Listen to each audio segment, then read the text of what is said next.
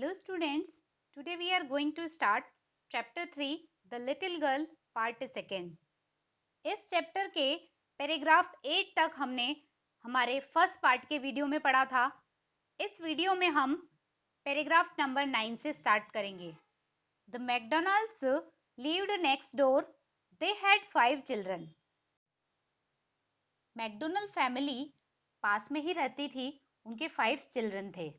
Looking through a gap in the fence, the little girl saw them playing tag in the evening. Tag is a children's game of catching one another.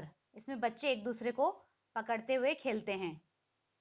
Fence में बने हुए एक छेद में से Kezia ने झांक करके देखा। मैकडोनल्ड फैमिली और उनके बच्चे सभी मिलकर के गेम खेल रहे थे। The father with the baby Mao on his shoulders, two little girls hanging on to his coat pockets, ran round and round the flower beds, shaking with laughter. पापा बेबी माओ को अपने शोल्डर्स पर उठाए हुए थे और दो छोटी गर्ल्स उनके कोट के जेब को पकड़े हुए फूलों की जो क्यारियां बनी हुई थी उसके चारों ओर भाग रही थी और हंसी से हिलडुल रही थी। Once she saw the boys turn the hose on him and he tried to catch them laughing all the time. Hose means होता है thick water pipe, पानी की मोटी नली। एक बार तो केजिया ने ऐसा देखा कि बेटों ने मिस्टर मैकडोनल्ड के बेटों ने पानी के पाइप से उन पर पानी डाल दिया था और पापा उन्हें हंसते हंसते पकड़ने की कोशिश कर रहे थे। यानी मैकडोनल्ड के बच्चों ने जब उन पे पानी भी डाल दिया था तब भी पापा गुस्सा नहीं हुए थे। Then it was she decided there were different sorts of fathers. तभी केजिया ने ये डिसाइड कर लिया था कि अनेक तरह के पापा होते हैं, यानी डिफरेंट सॉर्ट्स ऑफ फादर हुआ करते हैं, क्योंकि मिस्टर मैकडोनल्ड्स का बिहेवियर डिफरेंट था और उसके पापा का बिहेवियर अलग था, तो उसे लगा कि अलग अलग तरह के पापा होते हैं। Suddenly one day mother became ill and she and grandmother went to hospital. Suddenly एक दिन मदर बीमार हो गई और ग्रैंडमदर के साथ वह हॉस्पिटल चली गई। The little girl was left alone in the house with Alice the cook. Little girl को एलिस जो कि एक कुक थी यानी खाना बनाती थी उसके साथ अकेला ही घर पे छोड़ दिया गया था। That was all right in the day time but while Alice was putting her to bed, she grew suddenly afraid. दिन के टाइम तक तो सब कुछ ठीक था, लेकिन जब एलिस उस लिटिल गर्ल को बिस्तर पर सुला रही थी तो वह लिटिल गर्ल अचानक से डर गई। What will I do if I have a nightmare? She asked. Nightmare means होता है dreadful dream, यानी डरावना सपना। मैं क्या करूंगी यदि मुझे कोई डरावना सपना आता है? उसने पूछा। I often have nightmares and then Granny takes me into her bed. I can't stay in the dark. It all gets whispery. Kezia कहती है मुझे अक्सर कर डरावने सपने आते हैं, फिर दादी मुझे अपने बिस्तर पर ले जाती है, मैं अंधेरे में नहीं रह सकती। यह सब कुछ विस्परी हो जाता है, यानी बिल्कुल धीमी धीमी आवाज, कानाफूसी जैसी आवाज हो जाती है।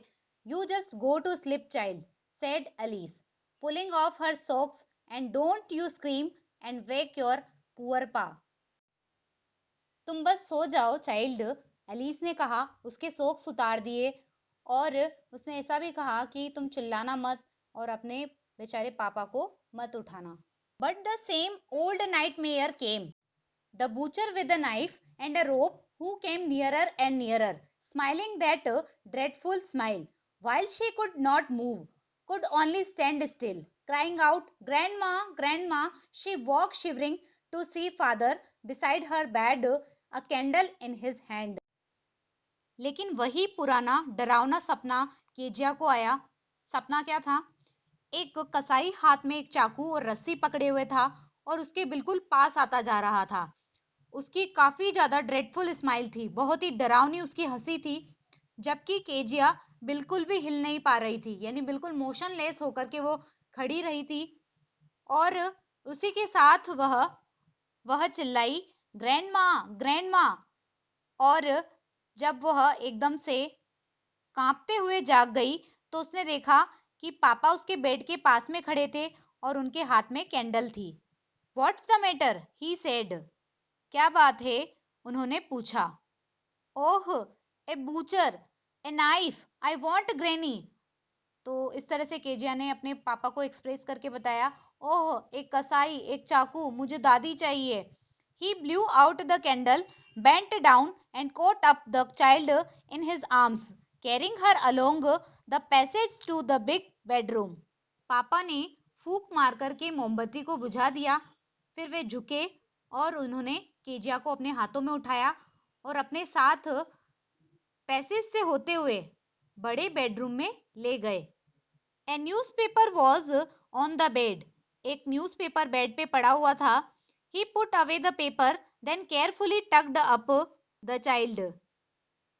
Tucked up means होता है covered up nicely in bed. पापा ने पेपर को एक साइड में रख दिया था और केयरफुली लिटिल गर्ल को टक अप कर दिया था, यानी अच्छे से उसको बिस्तर में ढक दिया था, उसको उड़ा करके सुला दिया था. He lay down beside her. वह भी उसके पास ही लेट गए. Half asleep still with the butcher's smile all about her, it seemed. She crept close to him, snuggled her head under his arm, held tightly to his shirt. अभी भी Kezia आधी नींद में ही थी और अभी भी उसे कसाई की जो हंसी थी वो दिखाई दे रही थी अपने आसपास चारों तरफ. वह अपने पापा के पास खिसक गई और उनकी आर्म्स में अपने सिर को छिपा लिया और उनकी शर्ट को कस करके पकड़ लिया. Then the dark did not matter. She lay still. फिर उसे अंधेरे से डर नहीं लगा. वह शांत, बिल्कुल चुपचाप लेटी रही. Here, rub your feet against my legs and get them warm, said father. पापा ने कहा कि अपने पैरों को मेरे पैरों से रगड़ लो और इन्हें गर्म कर लो. Tired out, he slept before the little girl. थके हुए होने के कारण लिटिल गर्ल के सोने से पहले ही पापा सो गए. A funny feeling came over her. एक फनी फीलिंग केजिया के मन में आ गई. Poor father, not so big after all and with no one to look after him. बेचारे पापा इतने बड़े नहीं थे और फिर उनकी देखभाल करने वाला भी कोई नहीं था. He was harder than grandmother but it was a nice hardness. वे दादी से ज्यादा हार्ड थे लेकिन उनकी हार्डनेस अच्छी थी. And every day he had to work and was too tired to be a Mister McDonald.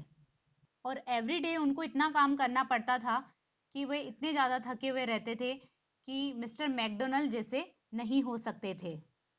She had torn up all his beautiful writing. She steered suddenly and side.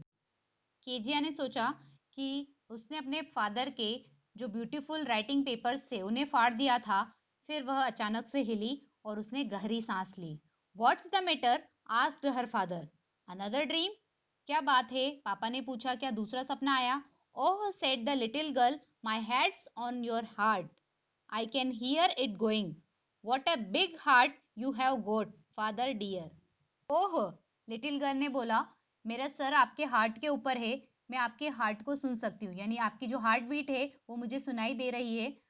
आपका heart कितना बड़ा है dear पापा. इस तरह से हमने इस स्टोरी में पढ़ा कि केजिया पहले अपने पापा से काफी ज्यादा डरती थी, लेकिन बाद में उसकी यह सोच उसकी अंडरस्टैंडिंग में बदल गई. वह अपने पापा को समझने लगी. एंड में उसके पापा ने उसकी काफी ज्यादा केयर भी की थी और उसको समझ में आ गया कि पापा उसके ऊपर गुस्सा क्यों हुए थे, क्योंकि उसने उनके इम्पोर्टेंट पेपर्स को फाड़ दिया था. और जब दादी मदर के साथ हॉस्पिटल चली गई थी तो काफी ज्यादा केयर पापा ने केजिया की थी. और उस टाइम पे उसे ये फील हो गया था कि उसके पापा काफी ज्यादा अच्छे हैं और उनका हार्ट काफी ज्यादा बड़ा है. In this way we have completed this lesson. Thank you.